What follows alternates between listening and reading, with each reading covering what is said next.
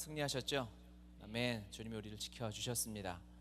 정말 더운 한 주간이었는데요. 오늘 그래도 좀 구름이 있고 소나기가 조금 와서 너무 감사하더라고요. 그렇죠? 네, 기도해 주셔서 지난주 이제 주일에 우리 동해 다녀왔습니다. 그래서 이제 우리 금요 예배 때도 우리 반호 형제가 나누어 주었던 것처럼 하나님이 세우신 교회를 30년간 지키고 계신 그 교회를 섬기고 예배할 수 있는 것이 너무 큰 감사였고 정말 감격이었어요. 그래서 우리 사진 몇 장 올렸었나요? 보셨나요? 네.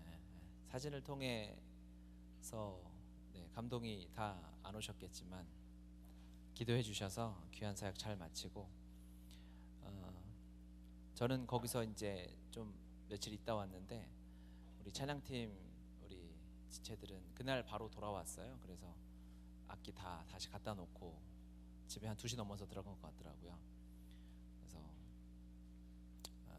정말 주님이 하셨다. 운전부터 엄청 잠이 많은 운전자들이거든요. 그런데 끝까지 지켜주셔서 집에까지 무사히 갈 수 있게 해주셔서 감사했고, 하나님께서 복음을 가진 교회를 사용하실 수밖에 없구나 하는 또 그 이유를 생각해보는 시간이었습니다. 감사하고요. 우리 금요일날 기도했던 그 분당교회 단기선교팀은 이제 25인승 버스를 이제 대절해서 가고 있는데 그 빗길에 넘어졌대요. 그래서 이제 7명은 돌아왔고 2명은 이제 저희가 기도해서 다음 날 돌아오기로 했잖아요. 그런데 대한항공 측에서 지금 비행기 타기 어려운 상태다. 그래서 한 4일 더 입원하고 4일 동안 경과를 지켜보고 나서 이렇게 한다고 합니다. 그 상황을 통해서 하나님의 뜻을 또 섬겨나간 지체들이 알 수 있도록 기도를 계속해서 해주시면 감사하겠고요. 오늘 느헤미야의 기도라는 제목으로 말씀을 나누고 우리 같이 기도하고 예수님의 살과 피를 대하는 귀한 성찬 시간을 갖겠습니다. 느헤미야가 기도하고 있어요. 5절부터 이제 금식하고 기도하여 하면 이르되 하고 시작하죠. 느헤미야가 기도합니다. 그러니까 성경에 나와 있는 기도문들은 대부분 좀 흡사하죠. 느헤미야도 하나님의 하나님 되심을 부르죠. 주를 사랑하고 계명을 지키는 자의 언약을 지키시고 긍휼을 베푸신 하나님 하고 하나님이 어떠한 분이신지를 이야기하고요. 그 뒤로 나서 회개합니다. 자신의 죄, 우리 민족의 죄를 회개하죠. 그리고 하나님의 언약을 상기시키고 하나님 기억하십시오. 하나님은 기억 안 하신 적이 없고 우리만 기억을 못했는데 그 죄 없는 하나님한테 자꾸 기억하라고 강요를 하는 기도가 시편 내내 나옵니다. 느헤미야도 비슷한 기도를 하고 그리고 하나님 앞에 간구하는 거죠. 은혜를 주시고 나의 피난처가 되시고 나의 방패가 되어달라고 기도하는 기도 동일하게 나오죠. 여기서 느헤미야의 회개를 보면 느헤미야가 회개하죠. 나와 내 아버지의 집이 하나님께 범죄하였나이다. 이 회개 기도는 주께 범죄한 죄들을 자복합니다. 회개하죠. 이스라엘 자손이 하나님 앞에 범죄하였어요. 그래서 하나님의 사람은 민족의 죄를 가지고 하나님 앞에 나아갑니다.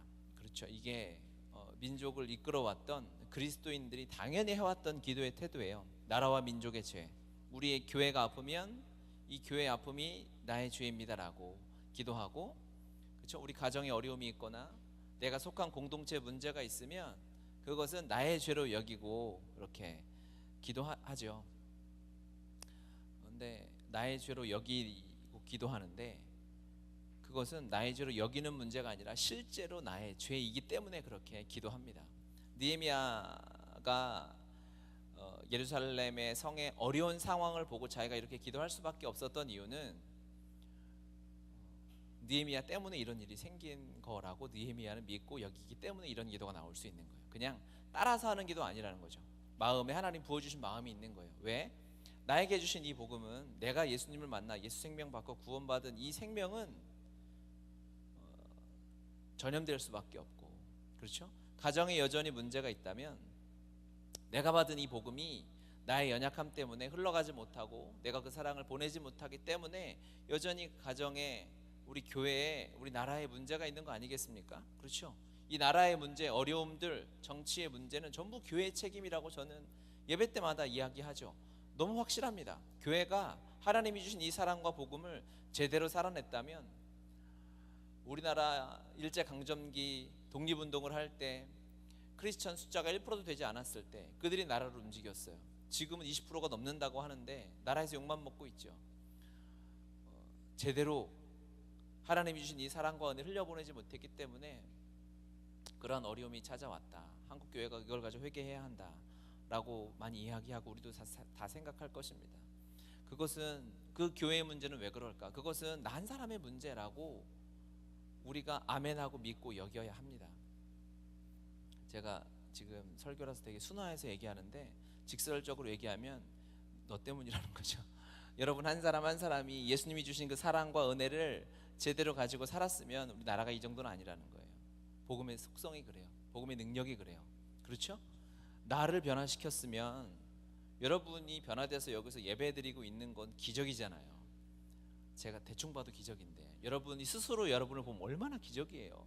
나 같은 성격을 가진 사람이, 그렇죠? 나 같은 인생을 살아왔던, 나 같은 죄를 지고 살아왔던 사람이 주의 존전에서 예전에 제사장이 했던 그 일을 동일하게 섬긴다는 것은 엄청난 은혜라는 거죠.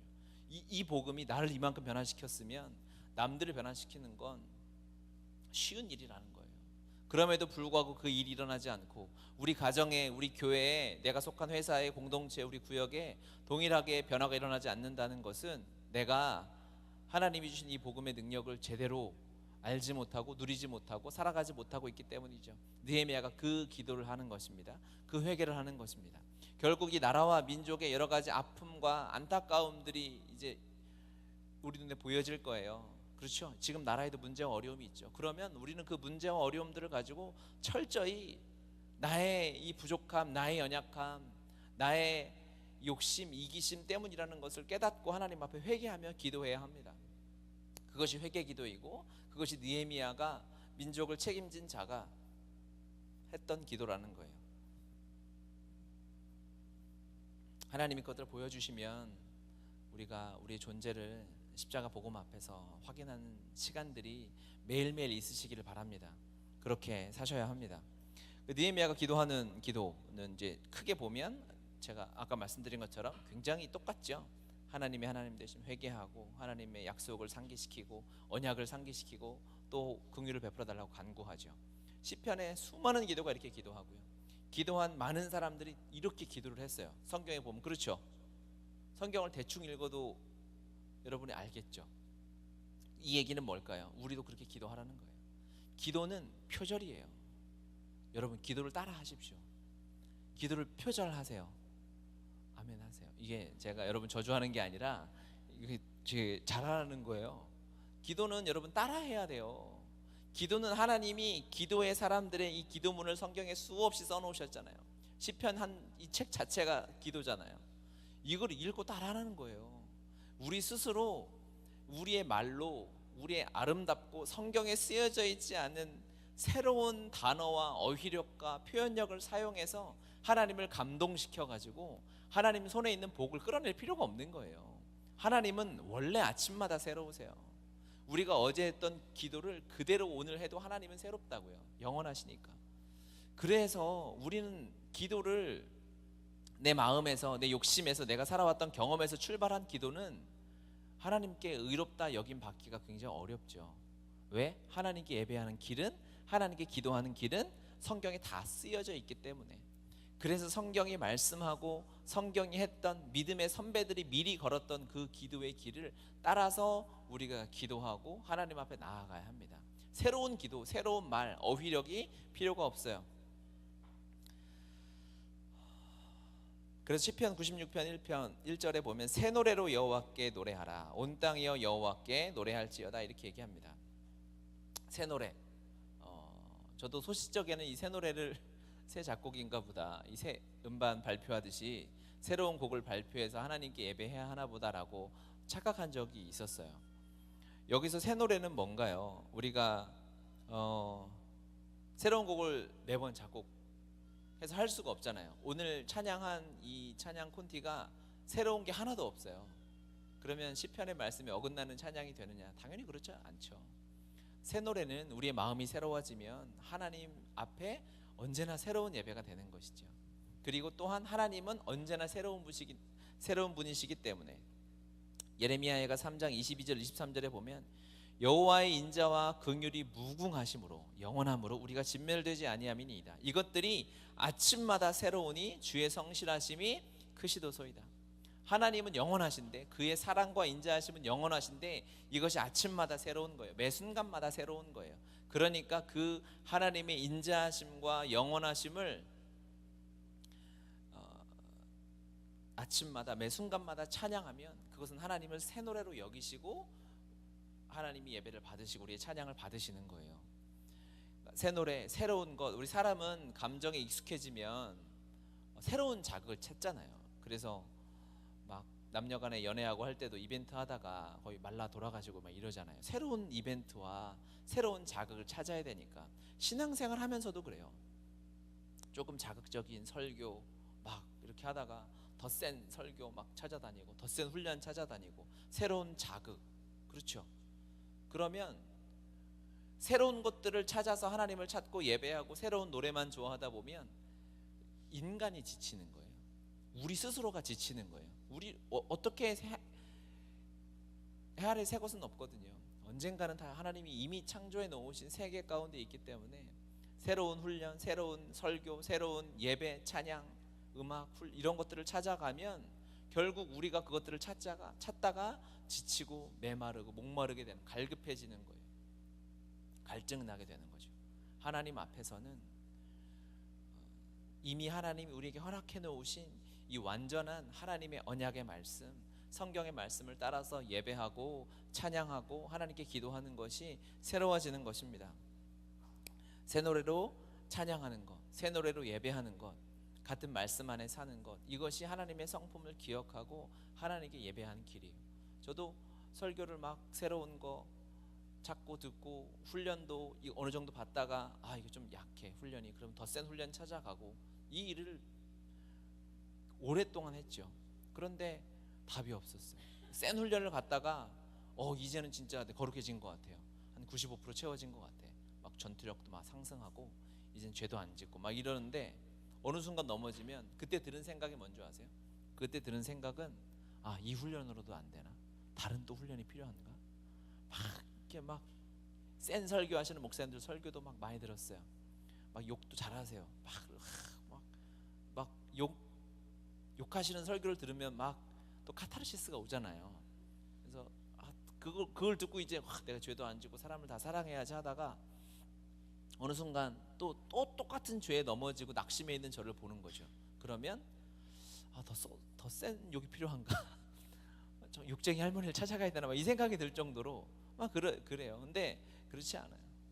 이거는 영원한 우리의 삶의 갈급함, 이 갈급함, 이 목마름은 훈련이, 설교가, 찬양이 옛 것이어서가 문제가 아니라 하나님이 정작 주고 싶어 하시는 그것을 찾지 못했기 때문이었다라는 것을 알았죠. 정말 예수님 우리에게 주고 싶으셨던 것, 하나님 당신의 전부죠. 예수 그리스도의 십자가죠. 우물가의 여인을 만나서 내가 생수다, 내가 영원한 생수다, 나를 찾아야 한다라고 그 여인에게 말씀하셨던 것처럼 예수 그리스도 십자가의 그 생명을 만나면 이제 찾지 않죠.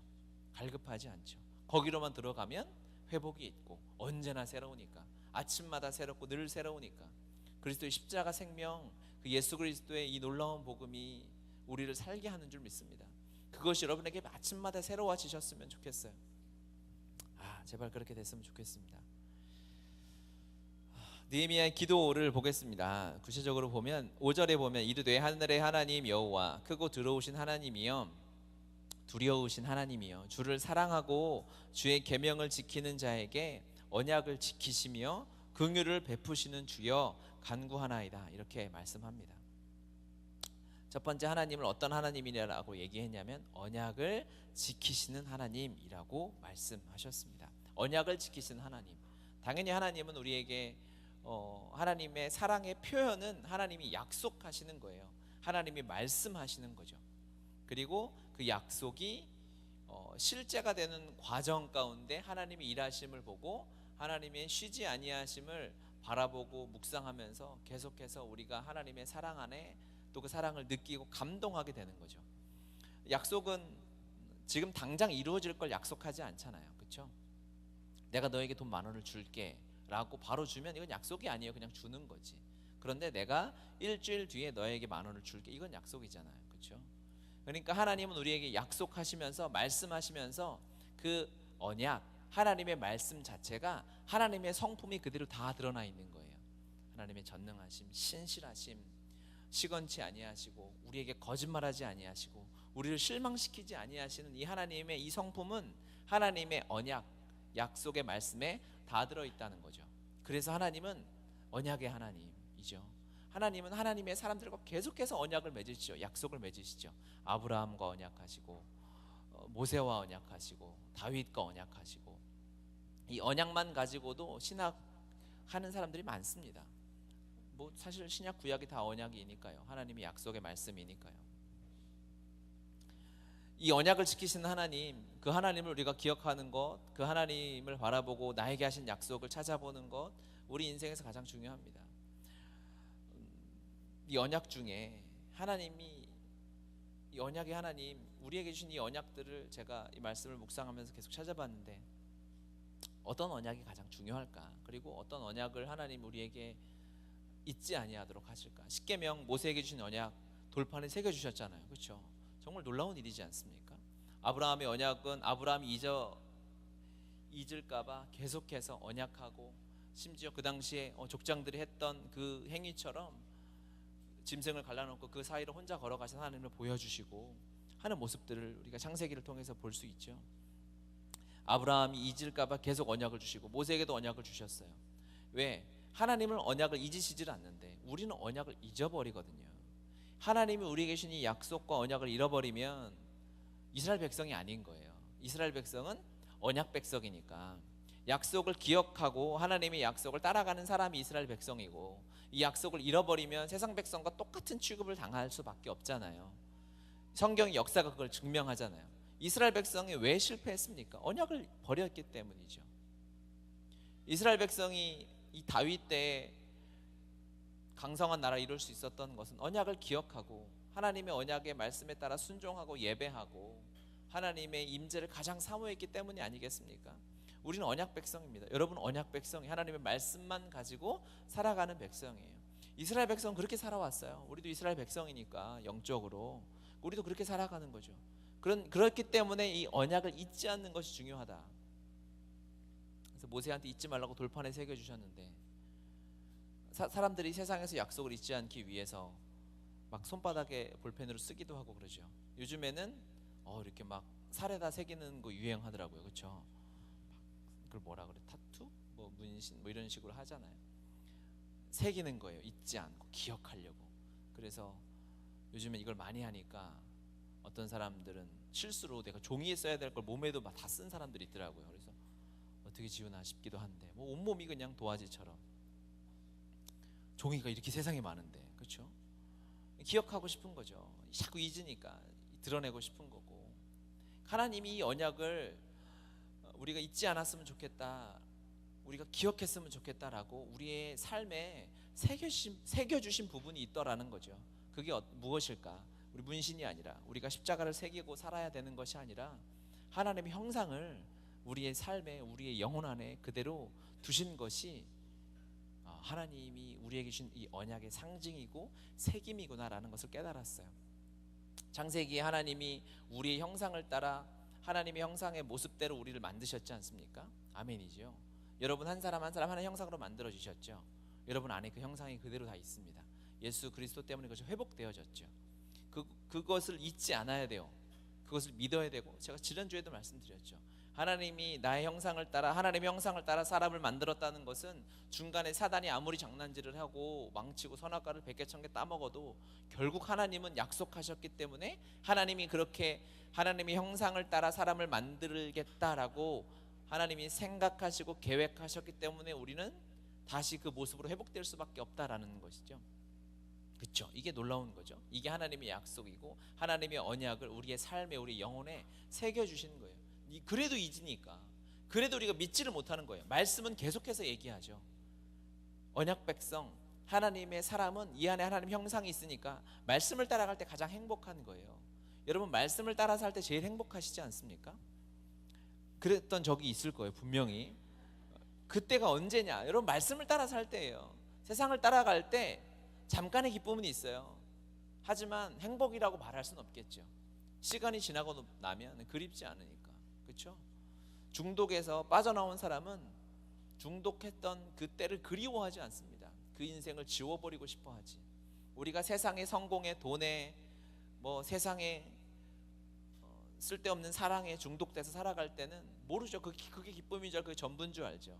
하지만 빠져나와서 예수 그리스도 안에 거해보면 그것이 가짜구나, 큰일 날 뻔했구나, 그대로 살았으면 큰일 날 뻔했구나라는 것을 아는 거죠. 그런데 자꾸 잊어버리는 거예요. 자꾸 잊어버리고 믿지 않고 말씀 따라 살다가 행복하고, 언약 백성이니까 언약이 없으면 죽는 인생인데 이걸 잊어버리니까 하나님이 너희 그렇게 믿음이 없냐. 그러니까 믿음이 없어도 가능한 방법은 보면 되는 거거든요. 그러니까 볼 때는 믿음이 필요 없잖아요. 그런 거예요, 여러분. 어려운 말이 아니라 그런 거예요. 보는데 뭘 믿어요. 그냥 보면 보는 거니까. 우리가 믿음이 너무 없으니까 믿음이 없는 자들에게도, 믿음이 정말 연약한 자들에게도 내 안에 하나님의 형상, 예수님의 형상이 있음을 보도록 하시기 위해서 하나님이 이 땅에 와버리셨어요. 예수 그리스도가 돼서. 예수님이 하나님이신데 예수님이 모델 되주셨잖아요. 하나님 믿는 사람은 예수님처럼 살 수밖에 없고 살아가게 되도록 예수님이 우리에게 모델 내주시도록 이 땅에 오셨어요. 2000년 전에 실제로 이 땅에 사셨어요. 우리가 먹는 똑같은 성분의 물을 마시고 잠을 주무시고 먹는 걸 드시면서 똑같이 사셨단 말이에요. 이제는 믿음도 필요 없어요. 그냥 예수님이 그렇게 사셨구나, 이거는 믿음이 필요한 게 아니라 그냥 본대로 그냥 살면 되는구나 라고 우리에게 이러한 이 큰 배려는 없는 거죠.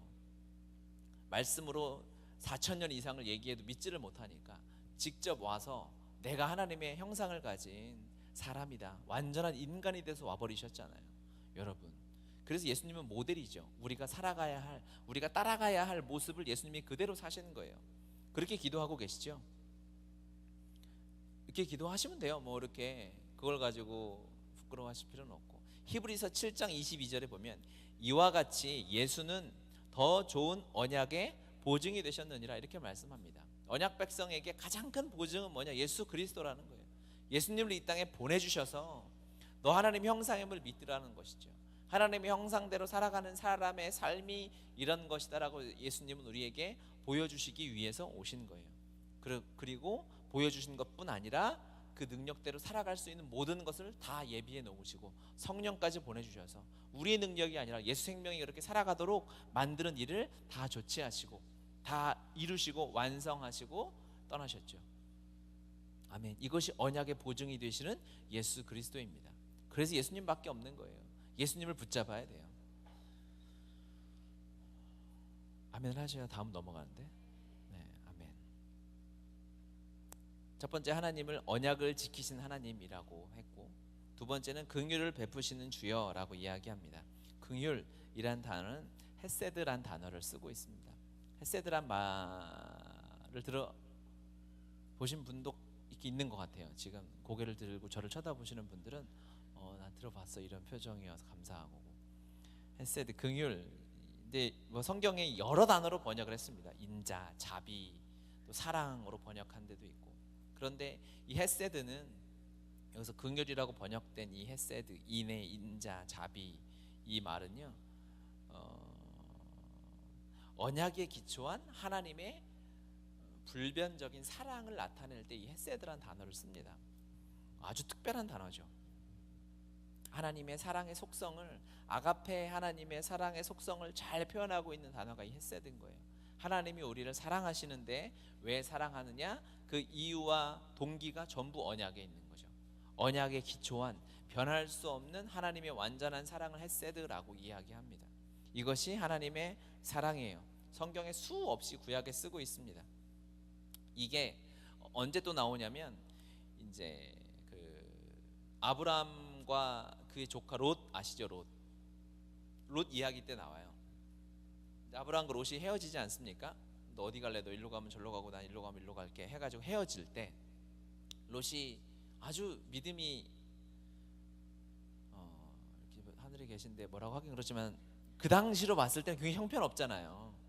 그래서 소돔과 고모라를 하나님이 주신 땅같이 보였다라고 착각해서 그 땅으로 가죠. 하나님 주신 동산처럼 보여가지고 소돔과 고모라를 에덴으로 착각하고 갈 정도로 아주 그냥 형편없는 믿음을 가지고 이제 갔어요. 가는데 전도 하나 못하고 아브라함이 기도해서 의인 10명 그것도 만들지 못하고 그렇게 살았지 않습니까? 롯이 믿음이 있었다라고 보기에는 좀 무리가 있죠. 여러분 나중에 혼나도 우리가 같이 혼납시다. 동의하시나요? 아니다. 롯이 굉장히 의인이다. 롯을 네 따위가 그렇게 말하지 마라라고 하시는 분보다는 동의하신다고 믿고 그런 것 같아요. 그런데 이제 하나님이 아브라함에게 말씀하시죠. 갑자기 뜬금없이 내가 하는 일을 아브라함에게 숨기겠느냐, 내 친구 아브라함에게 숨기겠느냐 이렇게 말씀하시고 이제 내가 이제 소돔과 고모라를 이제 쓸어버려야 되겠다라고 아브라함한테 이야기하니까 아브라함이 그때 기도하죠. 하나님의 의인이 50명, 40명, 45명 이렇게 기도하는 거죠. 그리고 기도하고 기도가 끝나고 이제 소돔과 고모라에 이제 재앙이 많은데 그때 하나님이 천사를 보내서 롯의 가족을 이제 끌어내지 않습니까? 그렇죠? 근데 그 장면에서 그 롯의 사위들은 비웃죠. 비웃어서 거기서 불덩이 맞아서 죽습니다. 부인과 딸들을 데리고 나오는데 그때 부인과 딸들이 발걸음이 안 떨어지는 거예요. 소돔과 고모라가 너무 좋았나 봐요. 그러니까 하나님의 천사들이 그들을 강제로 이렇게 끌어냅니다. 그때 자비라는 단어를 쓰고 있어요. 그리고 그 모습을 롯이 다음에 뭐라고 기도하냐면 하나님이 우리에게 헤세드를 베풀지 않았습니까? 라고 하는 거예요. 이게 하나님의 사랑이었던 거죠. 그들을 보면 롯과 그의 부인은 뭐 그 뒤에 그 은혜를 받았음에도 소금 기둥이 돼버렸고 그 딸들은 뭐 나중에 한 짓을 여기서 애들 있는데 말하기도 부끄럽고 그렇지 않아요? 그러니까 믿음이라고는 형편없어요. 그런데 롯과 그의 가족이 은혜를 입어 하나님의 사랑을 입었어요. 사랑을 받을 이유가 하나도 없고 잘한 게 아무것도 없어요. 그냥 혈통이 이스라엘인 거죠. 그리고 나중에 하나님이 이제 말씀하시죠. 내가 아브라함 때문에 롯을 살렸다. 롯에게 은혜를 베풀었다. 긍휼을 베풀었다라고 하는 거죠. 우리가 하나님의 사랑과 은혜를 입고 있는데 우리 때문에 온 것이 하나도 없다는 거예요. 우리의 공의, 우리의 헌신, 우리의 잘남, 우리의 의 때문에 하나님이 사랑을 베풀어 주신 게 1%도 없다는 거예요. 그렇게 생각하면 조금 서운하기도 한데 정말 실제거든요. 정말로 하나님의 이 헤세드 사랑은, 이 은혜는 우리의 어떠함으로 인해서 온 게 전혀 없어야 되거든요. 있으면 안 되거든요. 그러니까 한편으로는 너무 이게 이상하기도 하면서도 한편으로는 다행일 수밖에 없는 거죠. 그것은 뭐냐? 우리에게 주어진 하나님의 사랑, 하나님의 은혜, 하나님의 축복은 우리 때문에 온 것이 없다. 전부 예수 그리스도 때문이다. 롯이 아브라함이 상징하는 존재가 있지 않습니까? 예수님 때문에 우리가 은혜를 입었지 않습니까? 예수님 때문에 우리가 사랑을 받죠. 우리는 원수로 태어났어요. 하나님의 원수로 태어났는데 중보자 되신 예수 그리스도께서 우리를 사랑할 수밖에 없는 존재로 만드셨어요. 왜? 예수님이 하나님을 보니까 아버지 하나님이 너무 공의로우시거든요. 심판이 완전 칼 같아요. 아멘. 그러니까 빠져나갈 구멍이 전혀 없는 거죠. 없어요, 여러분. 실제로 없어요. 아무리 비싼 변호사를 갖다 써도 하나님의 심판 앞에 빠져나갈 방법이 없어. 예수님이 고민하시다, 물론 고민하실 분은 아닌데 인간이시니까 고민하시다가 답을 찾으신 거지. 내가 사랑하는 인간들을 보니 답이 없다. 이 심판을 빠져나갈 방법이 없다. 그래서 예수님 혼자 결정하셨죠. 내가 인간이 돼버려야 되겠다. 그래서 내가 저 김병규를 보니까 저거 심판에서 답이 없다. 내가 김병규가 돼서 이 심판을 면하게 해야 되겠다 라고 결정하시고 십자가에서 내가 되셨죠. 내가 요청한 적도 없어요. 하나님, 내가 한반도에서 태어날 텐데 그 전에 십자가에 죽으셔서 나를 위해 해달라고 한 적이 없어요. 왜? 나는 원수로 태어났으니까. 하나님을 알지도 못하고 알 수도 없고 하나님과 대화 한마디 될 수 없는, 하나님을 쳐다도 볼 수 없는 원수로 태어났으니까.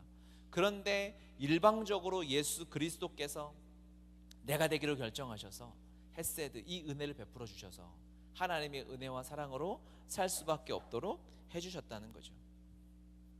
이 은혜를 잃어버리면 교회는 망하는 거예요. 이 헤세드를 잃어버리면 교회가 망하는 거예요. 종교개혁이 왜 일어나는 줄 아세요? 헤세드가 사라졌어요. 그때는 사람의 이 하나님 앞에 드리는 행위가 굉장히 강조됐습니다. 그렇죠? 면죄부를 내야 되고, 성전 그 대성당을 짓는데 돈을 갖다 바쳐야 되고, 여러 가지 해야 했던 수많은 잘못된 신앙의 행위가 강조됐어요. 그래서 네가 이것을 하면 죄를 용서받고, 네가 이것을 하면 너의 가족이 구원을 받고, 이런 인간의 행위를 계속해서 이야기하다 보니까 하나님이 그 교회를 심판하기로 결정하시고 종교개혁을 일으키신 거죠. 그리고 전적 은혜, 헤세드, 그것만을 바라보는 교회를 세워주신 거예요. 그때부터 하나님이 세우신 교회는 오직 은혜로 가는 교회다. 나의 공로, 내가 한 것, 내가 할 수 있는 것, 내가 해왔던 것이 전혀 하나님 앞에 이야기되지 않고 오직 나에게 주신 그 전부를 바라보고, 나 때문에 온 것이 없구나, 예수님 때문에 전부 왔고, 혹시 왔다면 내가 알지도 못하는 그때에 나를 위해 죽은 수많은 선교사들을 통해서, 믿음의 사람들을 통해서, 하나님의 자녀들을 통해서 이 땅에 전해진 그 복음 때문에 내가 살고 우리가 영생을 누리고 살아가는 거 아니겠습니까? 이 은혜를 잃어버리면 개혁되어져야 합니다. 즉 죽고 다시 태어나야 되는 거죠. 예수 그리스도의 십자가 앞으로 돌아가야 되는 것이죠. 은혜가 필요한 때입니다. 여러분, 우리가 이 은혜를 받고 산다는 것을 기억해야 돼요. 1만 달란트 탕감받은 자는 그 은혜를 입었기 때문에, 그렇죠? 태도가, 그 삶이 정확하게 드러나게 되어져 있습니다. 우리 은혜로 하나님이 이 값없이 주시는 이 사랑, 이 놀라운 축복을 우리가 누리고 있어요. 그 은혜 받은 자답게 살아가는 우리 교회가 되시고, 우리 한 사람 한 사람이 다 되었으면 좋겠습니다. 같이 기도합시다.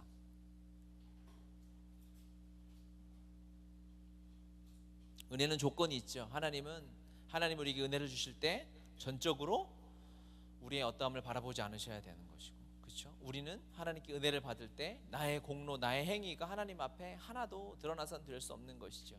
왜? 은혜니까, 하나님이 거저 주신 것이니까. 우리 같이 기도합시다. 하나님, 이 은혜를 다시 한번 기억하게 도와주십시오.